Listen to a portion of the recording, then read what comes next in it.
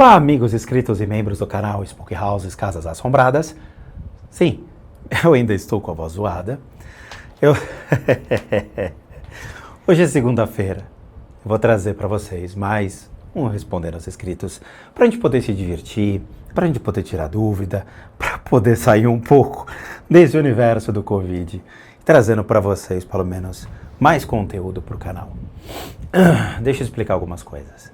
Os meus vídeos são pré-gravados antecipadamente. Teve gente que me perguntou, como é que ele estava internado no hospital e está colocando vídeo no canal? Bom, aí é leiguice com relação à plataforma e como os youtubers trabalham.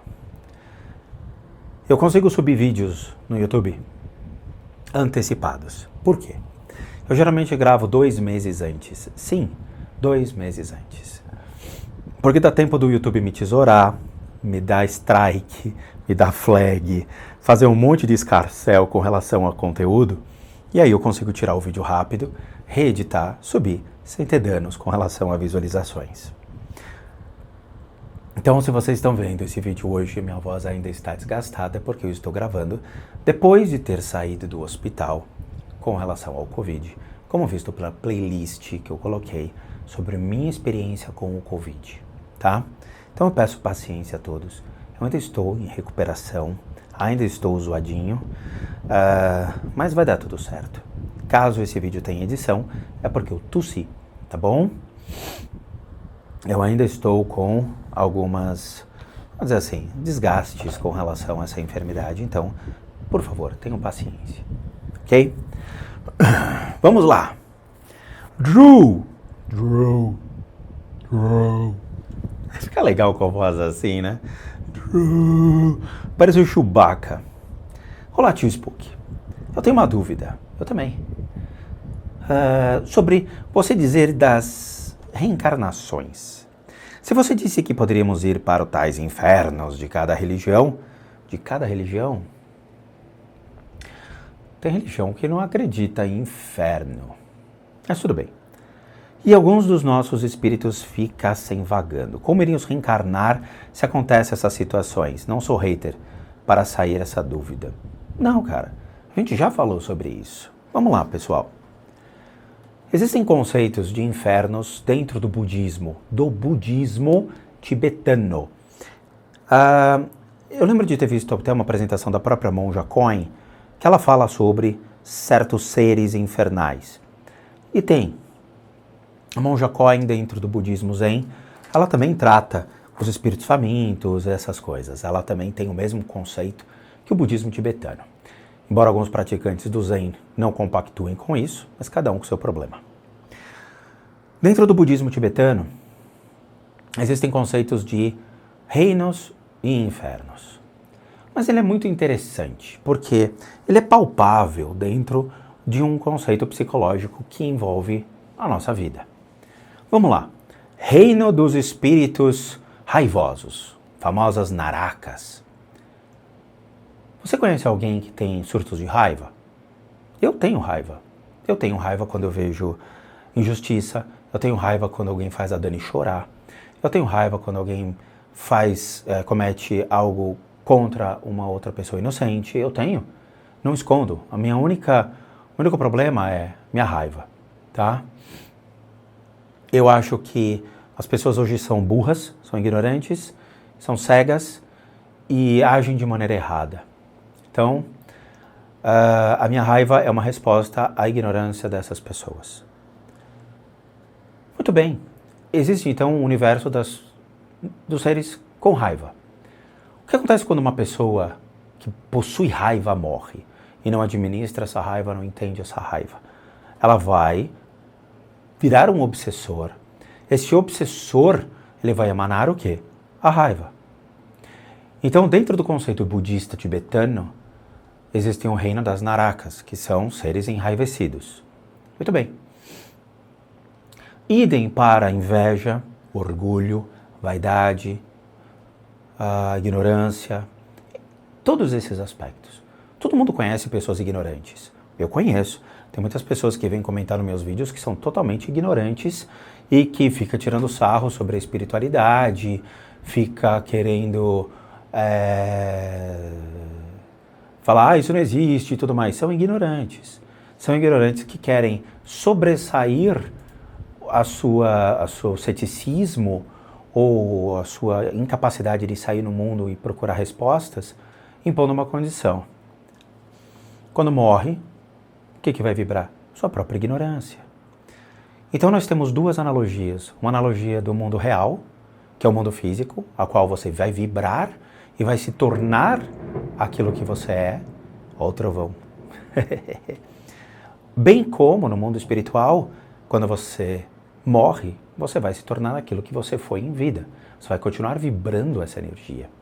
Por isso que existe o conceito desses infernos, porque o inferno que a gente vê hoje, que é exatamente esses atos ruins que te consomem, versus o inferno do mundo espiritual, ao qual você ainda vai perpetuar esta vibração. Existem outros conceitos de infernos, mas a ideia da pergunta é reencarnação. Quando é que acontece o start da reencarnação? Simples, a gente já abordou isso. Duas maneiras. O ser perdido, que se torna esse obsessor e que vaga mediante ao seu próprio inferno que ele consome, ele pode ser encaminhado naturalmente pela sua própria consciência, ou seja, em algum momento ele vai ter essa percepção, ele vai realmente entender o que aconteceu com ele e naturalmente ele aceita a sua condição de morte, ameniza as suas emoções e aí sim ele é encaminhado por um processo de reencarnação, ou mesmo quando você, por meios de pessoas religiosas, você intervém e consegue encaminhar uma consciência. Dentro do budismo tibetano e do hinduísmo, existem técnicas capazes de fazer você encaminhar consciências. Sim, existem. Se você duvida, vá até um templo budista tibetano, e não zen, e não chan, e não vietnamita. Vai no budismo tibetano da tradição vajrayana e você vai descobrir que existem essas técnicas. Simples assim, tá? É só bater lá na porta e falar: oi, eu gostaria de conhecer o templo, eu gostaria de entender melhor como tudo funciona. É simples, não precisa propagar ignorância pela internet e nem seu ódio existencial, porque você é incapaz de fazer essas coisas. É só pesquisar. Tá bom, Drew? É simples, não é uma questão de hate, você não foi um hater, você simplesmente teve sua dúvida e ela foi já respondida em outros vídeos, mas a gente ressalta aqui. Tô indo bem, a voz está indo bem. Esther Machado. Olá, Rodrigo, tudo bem? Mais ou menos, Esther, mas a gente está caminhando.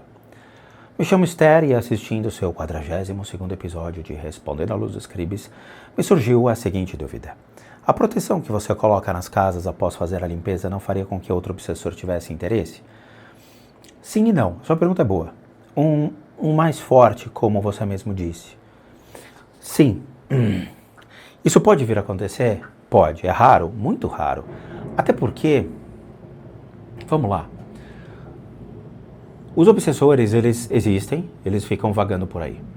Muitas culturas, muitas religiões partem desse mesmo princípio, tá? Muitas crenças possuem realmente alicerces dentro de existem seres do mundo espiritual que podem nos afetar.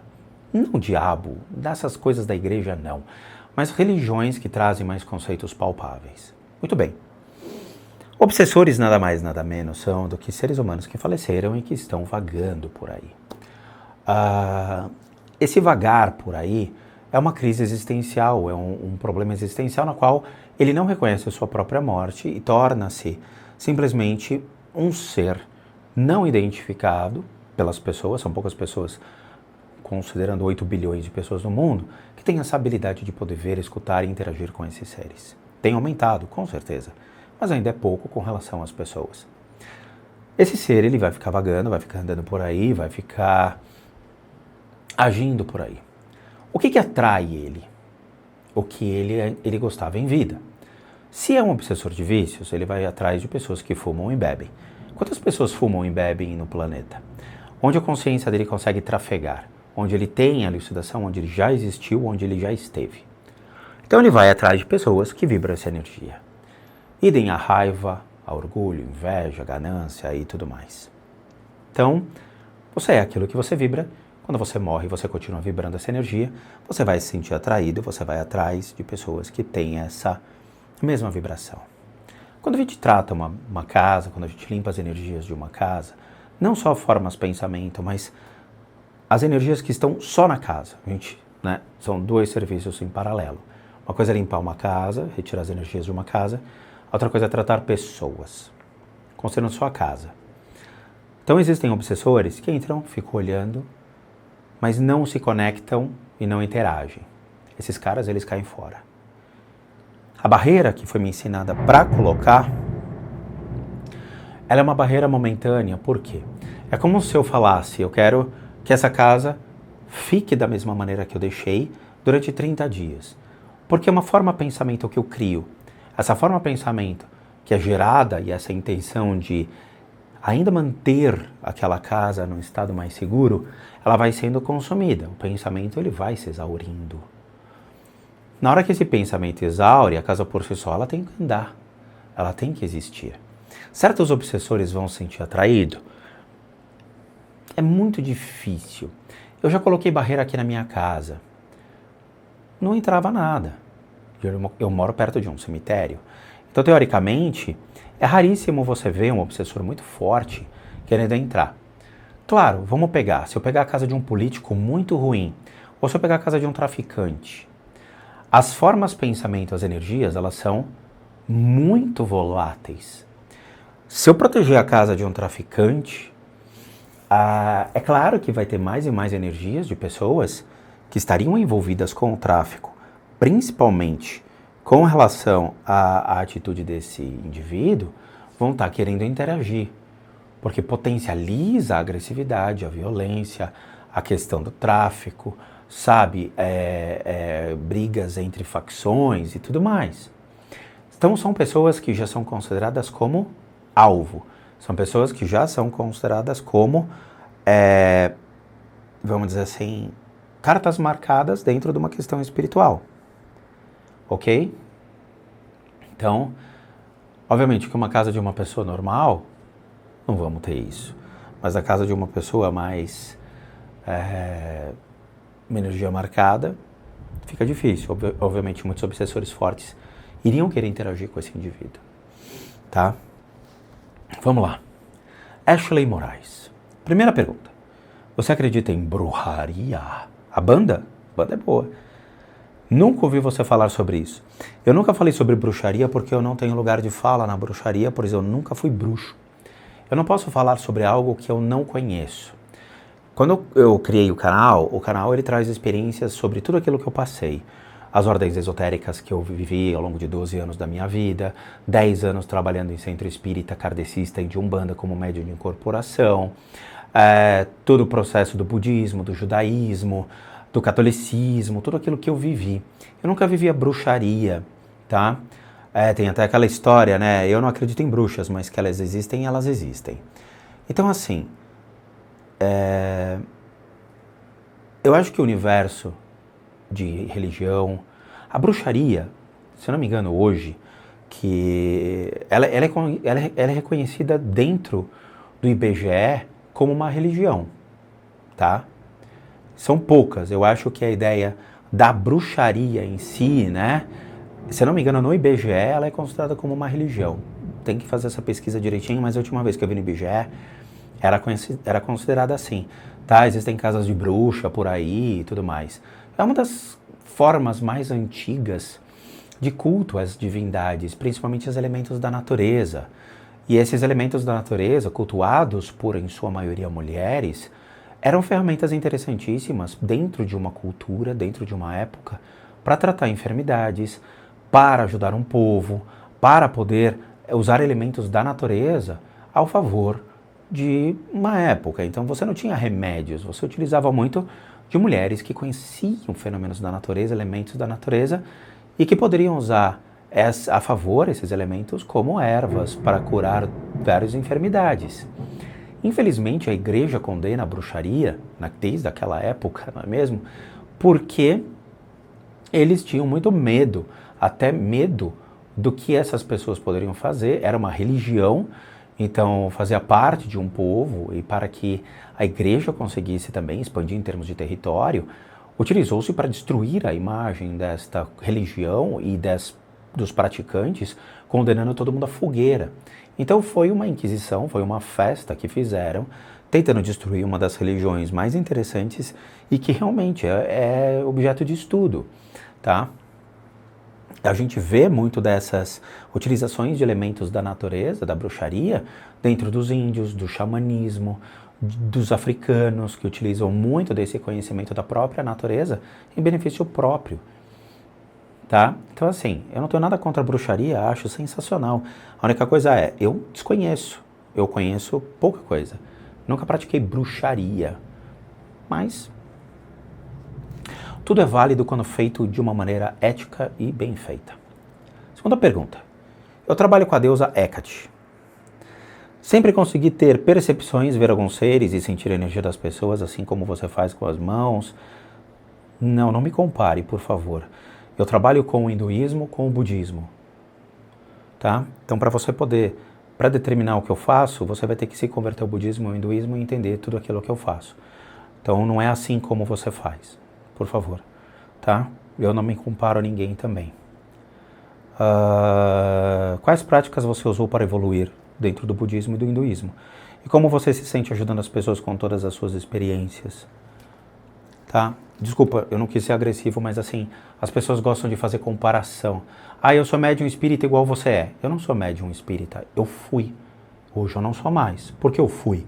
Porque eu não trabalho em centro espírita. A mediunidade é aplicada só em centro espírita, tá? Eu não levo mediunidade para casa. A mediunidade é um objeto a ser, uma habilidade a ser utilizada dentro de centros espíritas, não em casa. Então, por favor. Quais as práticas que você usou? Você vai ter que se tornar budista e hinduísta para entender as minhas práticas. A espiritualidade não é um supermercado, a espiritualidade não é vomitada dessa maneira, tá? Os ensinamentos que eu recebi foram ensinamentos direcionados por tulcos, por lamas, por gurus, por pessoas qualificadas dentro de suas devidas religiões. Eu paguei por esses ensinamentos, eu recebi esses ensinamentos, recebi nomes dentro das linhagens budistas, eu tenho uma estrada dentro desses ensinamentos. Então eu não falo das minhas práticas porque elas estão atreladas exatamente a hinduísmo e o budismo. Então se você quer aprender o que eu faço, você vai ter que se converter, você vai ter que deixar sua bruxaria de lado e tornar-se uma praticante. De novo, hoje em dia as pessoas transformam a espiritualidade em um grande supermercado. Acham que pode sair por aí comprando e saqueando e prostituindo os ensinamentos. As escolas que eu venho de 2.500 anos atrás, elas são monásticas. Elas formam lamas, elas formam pessoas para poder instruir outros no mundo. Então, é sério, tem que ter respeito, tem que ter educação, tem que ter honras para poder receber esses ensinamentos e, principalmente, existe uma moeda de troca e dar e receber. Eu paguei por esses ensinamentos e esses ensinamentos foram me dados mediante essa moeda de troca e eu os utilizo. Então, se você quer saber, você vai ter que buscar os templos e aprender, tá? A gente tem que ter respeito por tudo aquilo que nos é ensinado de maneira sagrada e honrosa. Eu me sinto muito bem ajudando as pessoas, sem dúvida nenhuma. A gente passa por meio do canal Spook Houses todo tipo de informação que as pessoas precisam entender para o início de sua jornada espiritual. Novamente, eu não prostituo ensinamentos, então vocês não vão ver idiotices que vocês veem aí na internet de uma maneira vomitada, aleatória, e que no TikTok tem não sei o quê. Eu vi no Twitter um negócio assim, você confirma. Não.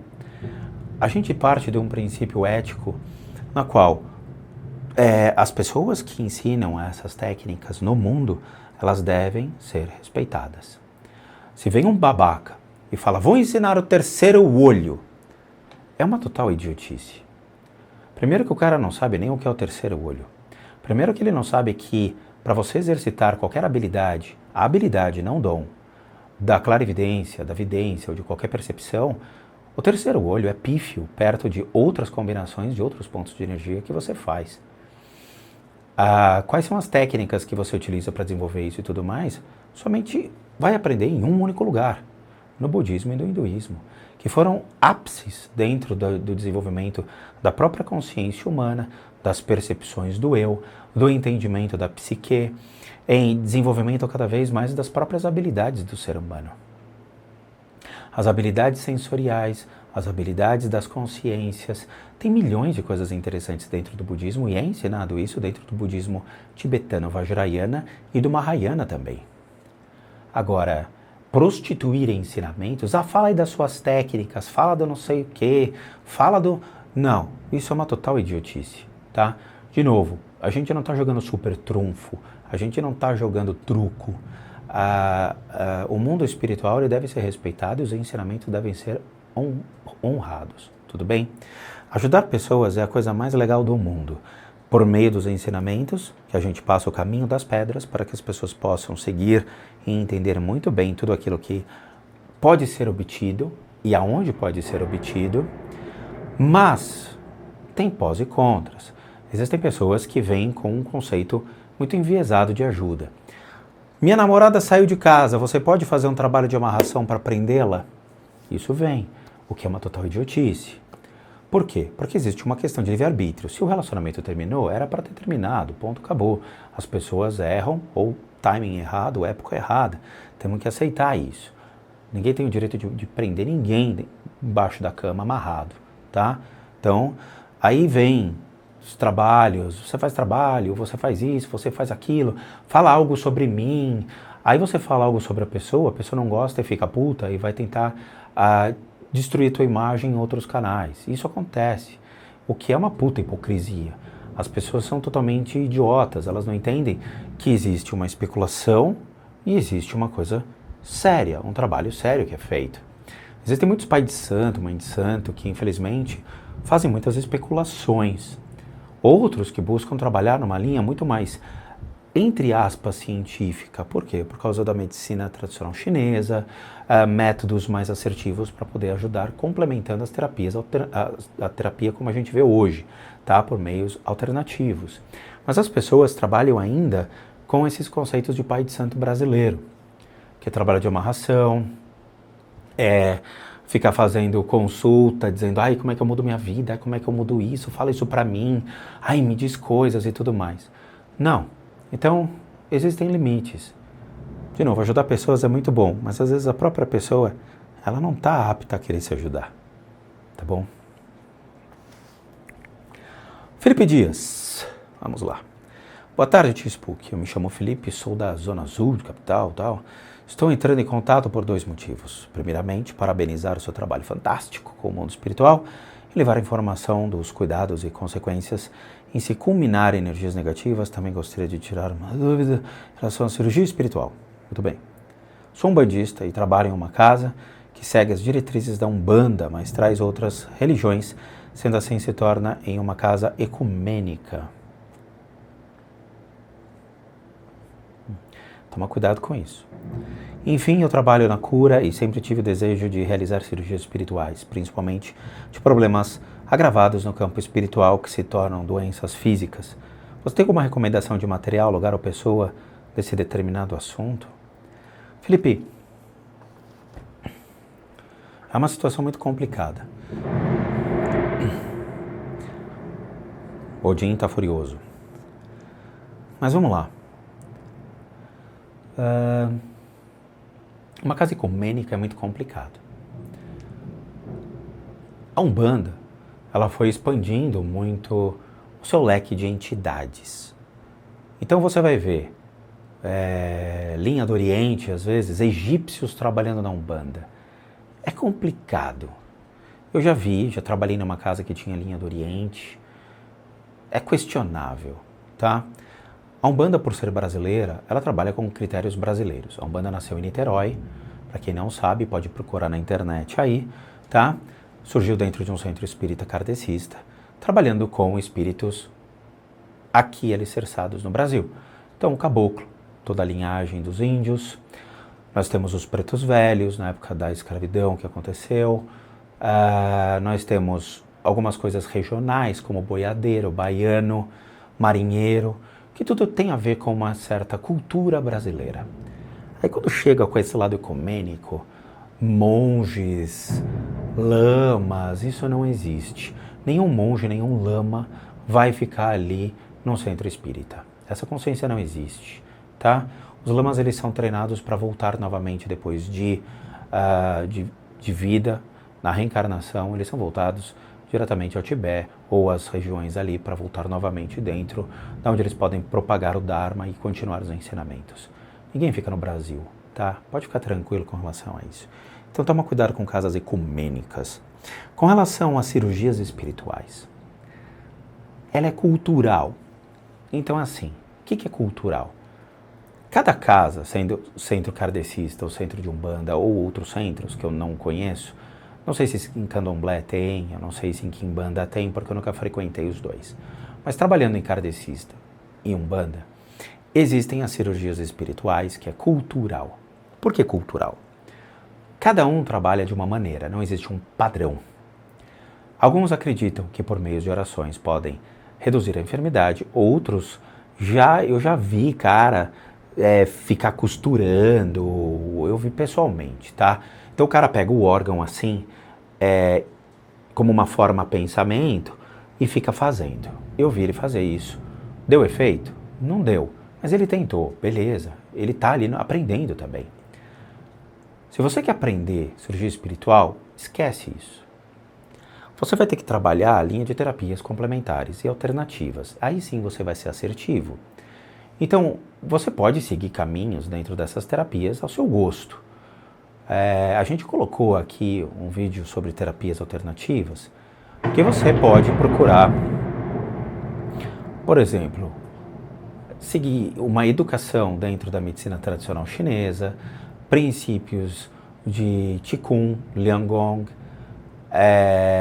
princípios de Reiki, Magnified Healing, técnicas desse tipo, que vão complementar o seu atendimento dentro dos centros espíritas. Existem centros espíritas que são interessantes, que até começaram a trabalhar muito a apometria, adicionando essas técnicas e tudo mais, mas não trabalha conceitos puramente crus de cirurgia espiritual, porque, de novo, precisa ter conhecimento. Para você poder ajudar uma pessoa, tocar uma pessoa e atendê-la, buscando entender toda a magnitude de suas enfermidades física, emocional e mental. Saber que existem doenças reais físicas, que não são causadas pelo mundo espiritual, mas sim por uma questão genética, uma questão biológica do indivíduo. Idem para emocional, desequilíbrios como depressão, mágoas, tristezas, coisas desse tipo. E problemas mentais também, o que vem do próprio indivíduo.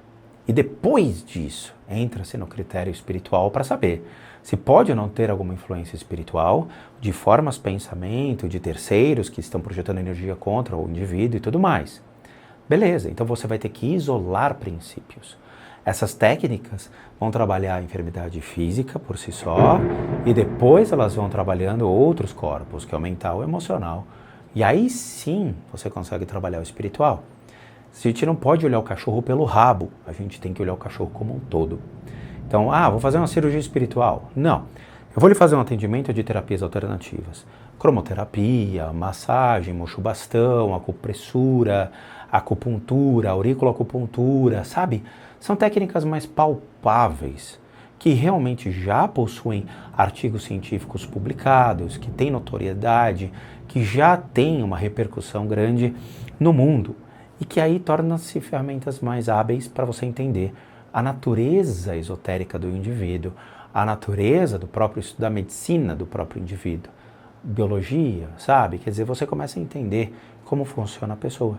Então não se atenha a conceitos de, vou fazer uma cirurgia espiritual. Esse negócio de cirurgia espiritual tem que ser reduzido. Nós temos que buscar terapias alternativas que possam ser adicionadas a centros espíritas e aí sim complementar de uma maneira mais palpável os tratamentos, tá? Eu acho que esse é o caminho mais assertivo. Terence William Nantes. Olha o nome do cara, Terence. Terence William. I am Terence William. Oi, Rodrigo, tudo bom? Estou melhorando. Conheci o seu canal através do Clone e gostei muito do assunto que você aborda. Estudo um pouco sobre teosofia e ocultismo, porém sem sair da linha de prática das magias. O meu intuito é mais voltado ao conhecimento sobre o mundo sobrenatural e misticismos. Sua pergunta é enorme.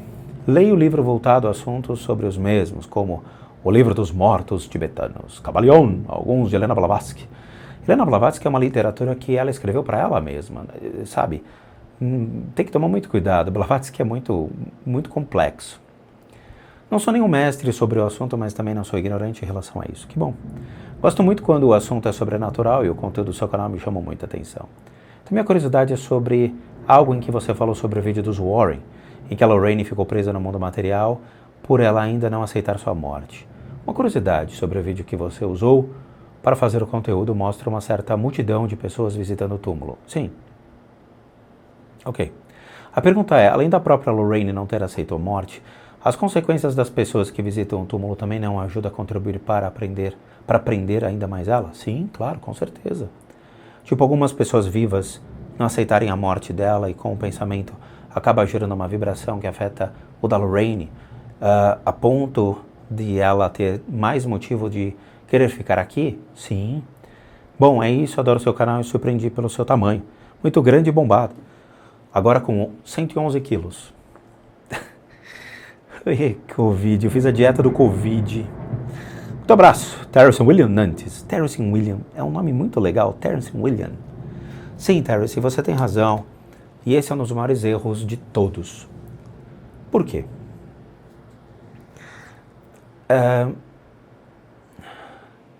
Quando nós oramos para os mortos e nós mantemos esse saudosismo, nós estamos impedindo um processo natural de encaminhamento dessas consciências. A pessoa, quando vai falecer, ela já tem um desafio, que é poder ter a sua consciência encaminhada. Quando ela fica aqui, essa consciência, ela se mantém atormentada. Só que quando você, por exemplo, tem uma tia-avó, uma avó, uma bisavó que fica rezando para algum parente que faleceu, ela atrai essa energia. Porque ela gera uma forma de pensamento para o mundo espiritual. Ai, querido Naldinho, eu queria que você estivesse aqui comigo, eu sinto saudade. E essa forma de pensamento transita. É como se fosse uma isca jogada no mar. O Enaldinho, que morreu, ele pode ou não receber essa forma de pensamento. Se ele tiver perdido aqui, ele recebe essa forma de pensamento, ele é atraído e vai ficar atrás dessa avó ou bisavó. Se o Enaldinho foi encaminhado e ele está nesse processo de reencarnação, ele não volta. Então, quando você joga a isca da forma pensamento, Enaldinho, que saudade, volta aqui. O que vai ser atraído? Obsessores, que vão receber essa forma pensamento e vão falar, tem alguém que está sofrendo e eu vou ver o que é. E aí eles se atraem por esta pessoa e podem plasmar com a estrutura do Enaldinho. E plasmando com a estrutura do Enaldinho, o que acontece? Ele engana a todos. Então, caso tenha um médium, um sensitivo na família, ele pode detectar, falar, o Enaldinho está aqui. E não é. É exatamente esse processo da má interpretação das formas de pensamento ou mesmo dos obsessores que às vezes plasmam encobrindo a sua estrutura. Eu já vi isso, já detectei isso em vídeo, onde o obsessor estava plasmando como uma mulher e que na verdade não era um obsessor que estava se passando por ela. E isso também na vida real nas pessoas. Então é ruim, por quê? Porque nós não deixamos nossos ídolos descansarem. Por mais que tenham, a Lorraine Warren tenha um fã-clube monstruoso, e eu não sou fã da Lorraine, essas pessoas cultuam a Lorraine e vão fazer com que ela continue atormentada. E isso é ruim. Da mesma maneira que vão fazer com o Enaldinho, da mesma maneira que vão fazer com qualquer parente. Agora você imagina numa época de Covid, onde as pessoas estão morrendo com essa enfermidade, quantas pessoas ainda vão deixar marcas em suas famílias? Quantas almas perdidas, quantas consciências perdidas, quantas pessoas vão estar aí vagando como obsessores, atormentados, porque imagina morrer sem ar. Eu senti isso na pele, sabe? Morrer sem ar, asfixiado, não conseguindo respirar direito. É algo aflitivo. Você imagina quantas almas atormentadas vão estar vagando por aí. É triste. Então assim, a gente tem que aprender a lidar com essa perda. Essa perda acontece. A vida é assim. Qual é o jogo da vida? Nascer e morrer. A gente gostaria de viver para sempre? Claro que gostaria. Gostaríamos de ficar aqui eternamente no planeta e continuar existindo, nos divertirmos, vendo o avanço da tecnologia, vendo os filhos, netos crescendo. Mas parece injusto. Uma hora tudo vai. Nós vamos virar areia, vamos virar pó. Nós vamos nos fundir novamente ao planeta. E temos que aprender a lidar com essa sensação. É assim. Mas realmente, a gente precisa tomar muito cuidado com os pensamentos. Ah, mas como é que eu faço, tio Spook, para rezar então para o meu pai que faleceu? Procurem pessoas religiosas que façam isso. Igrejas, por exemplo, tem pessoas que rezam suas missas. Tem lá, acendem velas dentro da igreja e o próprio padre pode fazer essas cerimônias. Dentro do budismo, por exemplo, existem a oferenda das lamparinas, que qualquer um pode fazer. Você paga por isso, claro. Você tem o material, você tem a mão de obra, você tem um monte de coisa. Então você vai até um templo budista ou mesmo pelo site do budismo lá. Cada templo tem um site e você compra essas lamparinas e você oferece para a consciência daqueles que faleceram. Sabe, quer dizer, existe isso. No budismo Zen, por exemplo, no budismo Chan, que é o chinês, eu vi o salão dos mortos deles. Tá?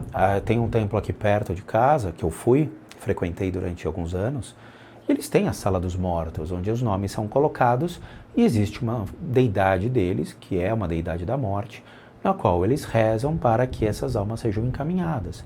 Eu já vi a cerimônia dos mortos, é linda, tá? Então existe esse conceito, sim.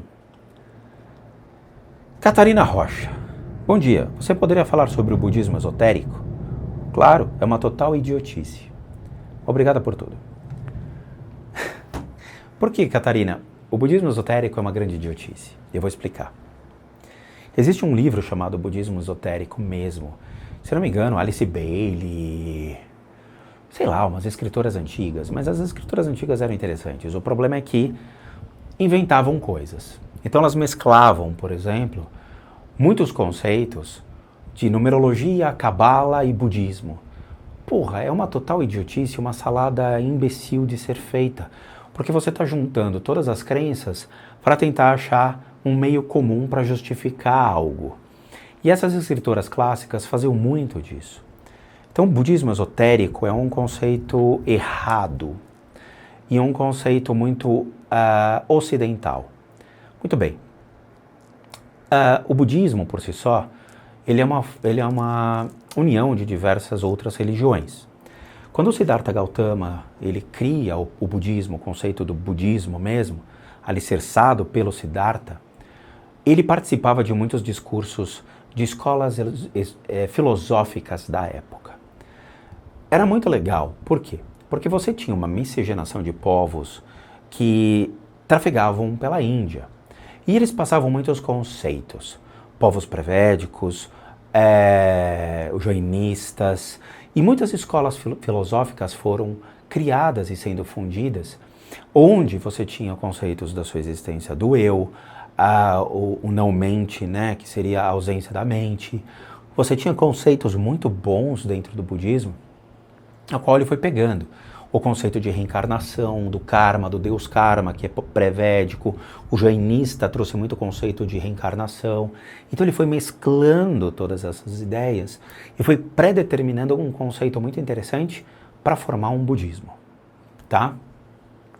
O próprio hinduísmo e os grandes mestres hindus foram muito alicerçados e passados para o budismo como forma de entender cada vez mais quem nós somos. Com a divisão das escolas porque quando o próprio Siddhartha falece, surgem diversas outras escolas. Então você tem o Mahayana, o Theravada e o Vajrayana, que surge depois. O Theravada é monástica, ela é totalmente monástica. Então você fica num templo e você vai aprender coisas lá e ponto, acabou. Você está trancado dentro lá do templo. O Mahayana não, o Mahayana ele já sai, já mostra para as pessoas conceitos. Mas tanto o Theravada quanto o Mahayana ainda trabalham muito conceitos hindus. Então tem muita palavra hindu, muita complexidade dentro de conceitos hindus. Quando surge o Vajrayana ele surge através de Tsongkhapa, que foi um grande professor espiritual. E Tsongkhapa, ele traz um conceito de budismo baseado em misticismos. Ele não é esotérico, ele é considerado dentro dos outros budismos um budismo mais místico, porque ele trabalha com as 3 rodas do Dharma do próprio Siddhartha, principalmente o Tantra, que seria as visualizações de deidades. Então ele personifica deidades que são... Tá difícil a voz. Essas deidades são consciências que vão lhe ajudar a trabalhar, a seguir caminhos. Então eu preciso tirar obstáculos, que consciência eu uso? Eu preciso visualizar tal deidade para poder ter, por exemplo, a cura de certas enfermidades. Então ele é um budismo que trabalha os 3 princípios que foram criados pelo próprio Siddhartha. Outros budismos não utilizam essas ferramentas, muito menos as consciências que foram criadas e desenvolvidas por Samantabhadra, por Manjurishi, por 25 discípulos do próprio Padmasambhava. E então, assim, o budismo verdadeiro, que trabalha com essas 3 ferramentas, essas 3 rodas do Dharma, que vem do hinduísmo, que traz todo o conceito dentro de outros povos e foi fundamentado pelo Siddhartha, são essas 3 linhagens mais fortes, ok? Outros budismos não trabalham com esses conceitos, buscaram simplificar cada vez mais a forma didática de ensinar, ou mesmo dos mantras e tudo mais, e trazem outros conceitos. Quando a gente trabalha, então, essa abrangência de possibilidades do budismo, torna-se, leigamente falando, dentro daqui do Ocidente, que é um budismo místico. Por quê? Porque ele abrange milhões de detalhes, ele abrange tudo aquilo que o Siddhartha ensinou, ele explora em todos os aspectos do sutra, das práticas de meditação, das visualizações. Então ele explora todos esses conceitos, cria o seu templo, são assim milhões de monges que são formados e passa esse tipo de consciência, conhecimento e aprendizado para o mundo. É um budismo maravilhoso, é um budismo muito legal e que tem que ficar longe de livros esotéricos, porque torna-se banalizado e prostituído. Se quer aprender esse budismo, você vai ter que buscar um templo Vajrayana e aprender como realmente tudo funciona, aprender as visualizações, o porquê disso, aprender as práticas de iluminação. Tem muitos caminhos interessantíssimos, tá? E é um budismo alicerçado no próprio Dalai Lama, que é uma das figuras icônicas, tá? O próprio Dalai Lama, ele advém dessas tradições e ele é uma figura maravilhosa. Então tome muito cuidado com o budismo esotérico.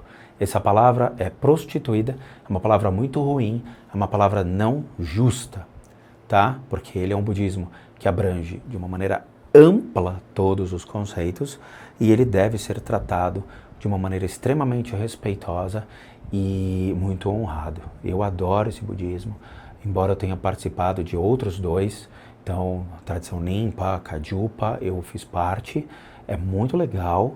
O Gelupa é extremamente detalhista nesses aspectos, as práticas são amplas, eu gosto muito, muito, muito desses 3 budismos, tá? Bom, então é isso. Peço desculpas, eu não consegui abranger tantas perguntas. Estou fazendo um esforço tremendo de trazer esse conteúdo, eu espero que vocês entendam. O desgaste da voz é grande, mas eu vou lutar contra. A gente vai, vamos sair dessa, tá bom? De novo, muito obrigado a todos por fazerem parte da família Spook Houses, Casas Assombradas. Obrigado por continuarem aqui no canal, recebendo esses ensinamentos que a gente pode passar, até onde a gente pode passar, e passando o caminho das pedras para que vocês possam seguir adiante, tá bom? Recadinhos finais. Voltamos aos atendimentos. Então é o seguinte, para aqueles que querem passar por todos esses atendimentos que nós colocamos, então vamos lá. Eu sou um psicoterapeuta alternativo. Sou licenciado nacional e internacionalmente por institutos que me habilitam, me capacitam, para que por meio dessas técnicas alternativas a gente consiga complementar a medicina tradicional. Complementar, não substituir, complementar. Complementamos tratamentos para enfermidades físicas, emocionais, mentais. E aí sim, depois disso, entramos em critérios espirituais, as limpezas de casa e as análises de casa. Leiam, eu não faço análise de pessoas mais, e já expliquei o porquê nas regras do canal. Então não insistam, não me mandem fotos. Ah, diz aí o que você me vê. Eu vejo um chato que não entendeu o que eu estou falando no vídeo. Nós não fazemos mais análise de pessoas, tendo em vista o ego do indivíduo ser muito grande e ficar querendo achar que tem dons e ficar querendo, disso eu tenho algum dom. Esse tipo de coisa virou uma coisa fútil e banal e não tem interesse nenhum. O negócio é tratar pessoas reais. Câncer, leucemia, diabetes, doenças que a gente possa, por meio de técnicas complementares à medicina, poder ajudá-los, ok? Complementares. Então, para aqueles que querem passar por isso, devem encaminhar um e-mail para limpezadecasas@gmail.com. Os e-mails de solicitação que estão indo para o Spook e Responde para o Casa Assombrada, eles são deletados. De novo, só existe um único endereço de e-mail para solicitar atendimentos.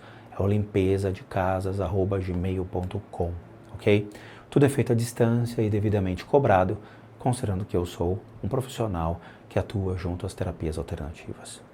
Para aqueles que querem ajudar o canal, nós temos 2 sistemas de doação. Um deles é o PayPal, que encontra-se aqui abaixo. Só você copiar o link, jogar no seu navegador, e aí você pode doar o valor que você quiser. Ou mesmo o programa Seja Membro, que você clica aqui abaixo, torna-se membro do canal. Você doa R$8 por mês e nos ajuda muito a continuarmos na plataforma. E por último, nosso site, casasassombradas.com.br, com muita coisa legal para vocês. Vejo vocês então nos próximos vídeos e bons sustos a todos nós.